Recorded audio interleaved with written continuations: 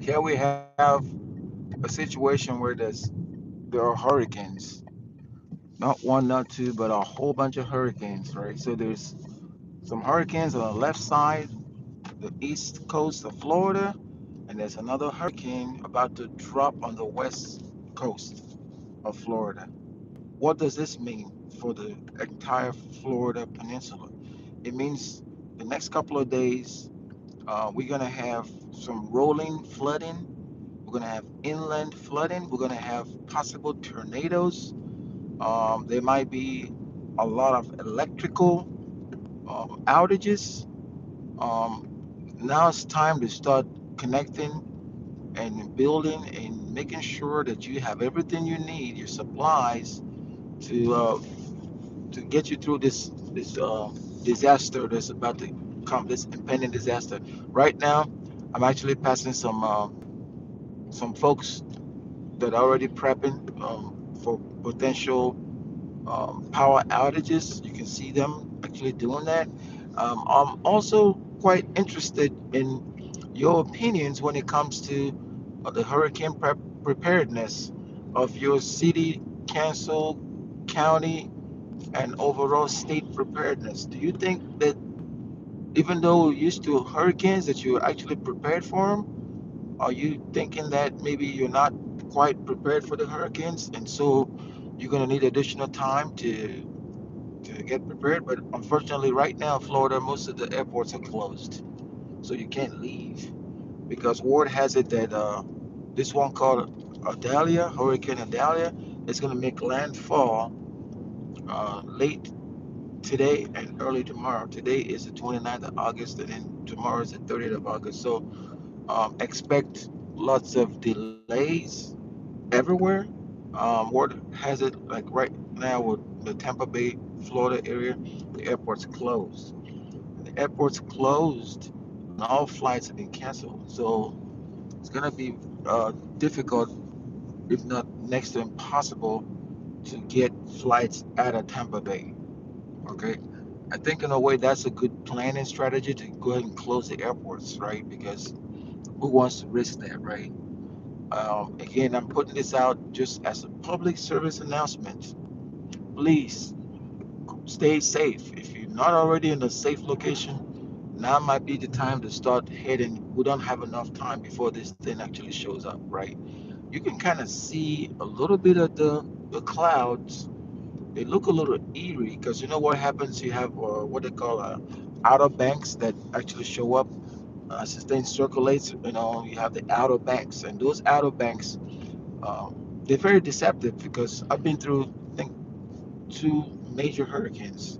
Um, the outer banks will come through and it will be calm. Then they'll come through again. So it's like they're the outer banks. And then the closer you get to the eye of the storm is when you can actually get those hurricane type winds, right? So if we're within that cone, expect the winds to be dramatic, okay?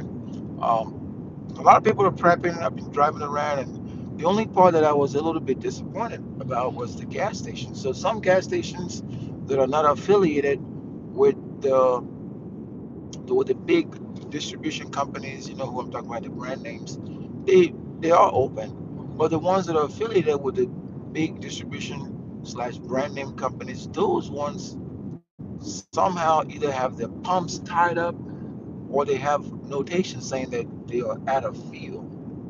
And it begs the question, are they really out of fuel to take advantage of an impending disaster, or are they really out of fuel because, no kidding, due to the overwhelming demand for fuel, they actually are now, they ran out. And consequently, this spike in demand is going to lead to a corresponding increase in price, undoubtedly. So I'll be closely monitoring what would happen after the hurricane passes Florida in terms of, are the gas stations going to be open again? Are they going to start serving more customers? Or is it going to be much to do about nothing? Because I'm just passing one of the gas stations. I see a big tractor trailer actually supplying gas. So that's a good news. A lot of people are getting more gas from one of the brand. You may see the name. I'm not gonna call them because not nobody sponsored me. Right there. Okay. See their name. Right now they are charging $3.75 for unleaded gas. Um, the other station that I went to was not a brand name station. They're charging 10 cents less than that. Okay, so there goes the price gouging I was talking about. You know, not more than what? Let me see how many miles apart those were. Maybe about 3 miles apart. About three, yeah, about 3 miles. That's a $10 difference. Now, normally you would see the price comparison. Most of the gas stations will do what's called a price check. They'll go from one station to another to see what the prevailing rates are, and then they will set their rates accordingly. That typically does happen. Way back when I used to work for the gas station, I remember the manager doing what they call a price check way back when. But my biggest concern is, as somebody that's in the car sharing space, what will happen to some of these cars if they do get flooded after the hurricane? Are they going to be sold at a discount? Are they going to be written off by the insurance companies? Or would it be another opportunity to get a car on the cheap? Cars do get sold. The last hurricane that came here, there was a bunch of cars out of Florida that were flooded. But I was always wondering, what did they do with those cars? Some people claim they got the biggest deal of their lives on some exotic cars. Okay, now if it's a flooded car, I'm sure the title will indicate that it was flooded. What do you guys think? Leave a comment somewhere in the comment section. Let me know. Have you ever been part of a hurricane, or have you bought a flooded vehicle that was maybe from Florida the last year and a half? Um, how did you fare well with that whole deal? Or down the street, there's going to be a location where you can actually have I forgot what they will call them. It's like cars that are destroyed. I think it's like an auction house, and you buy the cars as is. In other words, you may already know that the cars have a problem, but you buy them. And then some people buy these cars and they turn around and refurbish them and try to do something else with the cars. But yeah, I think they're called Copart. That's their name. So they're down the street where I'm driving up right here. Okay, so all I'm doing is just looking at this the scenery, uh, giving folks an early alert based on eyes on the ground. Again, this Hurricane Idalia is supposed to be coming through not just Florida, but the cone is right here. I don't know if I can pan my camera a little bit. I think I'm going to have to grab it so you can see exactly what I'm talking about. So watch this. You can see how dark it is right here, right? As I pan the camera, you can see it's getting really dark right there. All that is coming through here. It's already started panning, bringing some really dangerous weather. I've heard a couple of tornado watches already, and so yeah, it's gonna be quite a scene. In fact, somebody, you guys seen that movie called Sharknado or something? They claim because there's gonna be here in Florida we have a bunch of wildlife. We have alligators and all kinds of stuff, right? They claim there might be alligators flying around like Gatornator. You believe that? Gatornator. So you might see alligators being flying all over the place if the wind is such, or if you have flooding in some of these places. There's going to be massive flooding. So what would happen when you have massive flooding, right? How is that going to impact the overall scheme of things, right? You're going to have flooding, and then you're going to have a whole bunch of stuff flying around. And so yeah, people got to be very careful, and I recommend you stay safe in this environment, folks. Don't assume that just because things don't look that serious, that it's not serious. Okay, here's the car place I was talking about right there.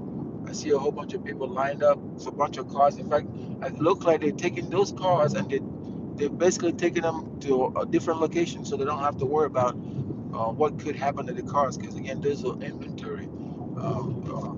inventories. But you can see that those clouds are very, very.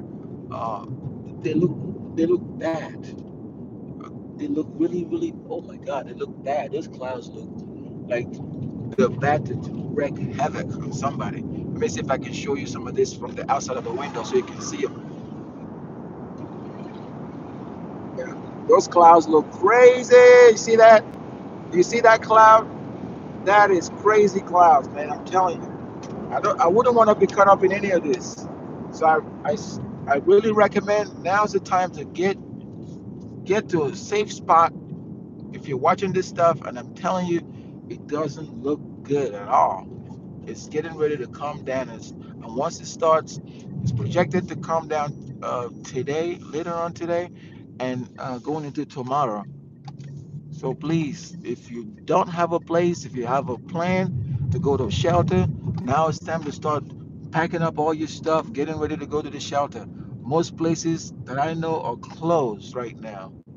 Okay, some of these stores that I see that are open, they're gonna be closed by the end of the day. All right, yeah, that's the worst I've seen of the storm. I wanted to ride and just see things for myself. I'm gonna share that with you guys too, and see exactly how people are prepping for this stuff because I anticipate it's gonna be life changing for those that haven't dealt with something like this before. It's gonna be catastrophic, catastrophic. So yeah, just keep Florida in your prayers, folks. And then if you're tour host, I hope you have a contingency plan for your vehicles, right? I hope you because the first thing I want you to do is go to your Turo calendar. If you're car sharing or peer to peer, go ahead and block off those days because what will happen is somebody said they wanted to rent a car from you and you cannot deliver. So that won't be good for you. So go ahead and block off the days, and people are gonna understand, especially if you're in Florida. Yeah, go ahead and do that. I see a bunch of people reposition the power lines, and so see if they can quickly get those back up to speed. If the power was to go off, I think they probably also have contingencies, uh, just in case, just in case to shut off the power if the winds get too hectic. If it gets too disastrous, they're probably gonna shut it off just for safety purposes, right? What do you guys think? Again, go ahead and leave a comment below. Let me know what you're doing for hurricane prep, if you even care about hurricane prep. All right. But I wanted to kind of share this with you guys so you know exactly what's going on as we here in Florida brace ourselves for what, based on forecast, appears to be uh, a devastating hurricane coming our way. All right. So go ahead and leave a comment below. Let me see. Tell me what you guys are doing to prep for the holiday for the hurricane. Excuse me. And if you've gotten all the supplies you need, and I'll be reaching out. I'll follow up post hurricane to get a good ADSMIS check. See exactly how things are going. Okay. All right. Don't forget to like, share, and subscribe.